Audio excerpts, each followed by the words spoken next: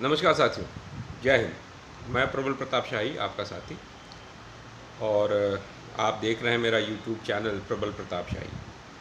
आशा करूंगा कि आपको मेरे वीडियोस पसंद आ रहे होंगे, और मैं ये भी आशा करूंगा कि आप लोग इसको लाइक, शेयर और सब्सक्राइब भी करेंगे।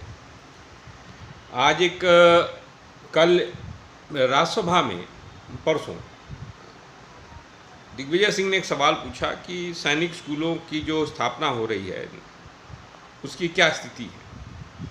तो राज्यसभा में जवाब जो सरकार ने दिया वो ये दिया कि सैनिक स्कूल जो है पीपीपी मॉडल पे होंगे, पब्लिक प्राइवेट पार्टनरशिप में। अब फिर पता किया तो उसमें स्कूल जो है कुछ अडानी चलाएंगे, कुछ सरस्वती शिशु मंदिर विद्या मंदिर जो है उनका आरएसएस का आउटफिट है वह चलाएगा। तो यह बताइए हम किस रास्ते पे जा रहे हैं। वह सैनिक स्कूलों से निकले हुए लोगों को प्रायोरिटीज़ मिलती है, सेना में अधिकारी बनने में एक प्रायोरिटी रहती है और अनुशासन होता है। आज तक हमारी देश की जो आर्मी है वह धर्मनिरपेक्ष है, उसका कोई धर्म नहीं है, वो सारे धर्मों का सम्मान करती है, किसी धार्मिक मुद्दे पर नहीं पड़ती है। वो भारत की अस्मिता की सुरक्षा करने के लिए, सीमाओं की सुरक्षा करने के लिए लगी रहती है। लेकिन अगर आरएसएस की विचारधारा के अनुरूप चलने वाले विद्या मंदिर अगर सैनिक स्कूलों को चलाएंगे और अडानी चलाएंगे, तो अडानी क्या सिखाएंगे? अडानी सिखाएंगे कि किस तरीके से घोटाला किया जाता है शेयर में। क्या हमारे सैनिक स्कूलों के बच्चे वह सीखेंगे वहाँ पर? और आरएसएस की विचारधारा के अनुरूप क्या वहाँ पर एक धर्म विशेष के खिलाफ या दो तीन धर्मों के खिलाफ वहाँ पर लोगों के जब दिमाग में जो छोटे बच्चे 6th क्लास में आते हैं उनके दिमाग में जब भरा जाएगा तो वो आगे बढ़कर क्या बनेंगे? और अगर वो सेना में गए और सेना में अधिकारी बने तो वो किस मानसिकता के बनेंगे? हूबहू यही स्थिति 1950 के आसपास, 1950 के दौर में पाकिस्तान में था, जब पाकिस्तान आर्मी का मुल्लाकरण शुरू हुआ था और धीरे धीरे मौलानाओं का प्रभाव शुरू हुआ। और आज जो है पाकिस्तान की आर्मी जो है इस्लामीकरण हो गया है पूरा, और वह पूरा जो है वहाँ पर वो स्थिति आप जानते ही हैं वहाँ पे क्या स्थिति है। वहाँ पे डेमोक्रेसी एकदम खतरे में है, ख़त्म ही है एक तरीके से। कभी कभी कोर्ट कुछ निर्णय दे देती है।